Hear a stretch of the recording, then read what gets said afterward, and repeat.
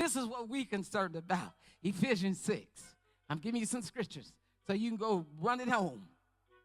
That it tells us to put on the whole armor of God. It tells us to put on the helmet of salvation. And that's about what we have. We put on the helmet of salvation. I got salvation, but baby, there's more than just a helmet. There's a reward laid up for you, for all you pressed through, all you've been through, all the frustration, all the demons fighting you at night, all just losing sleep. Get that elbow, Shonda, taking this body down. Everything you got and what you've been through, it's more than salvation.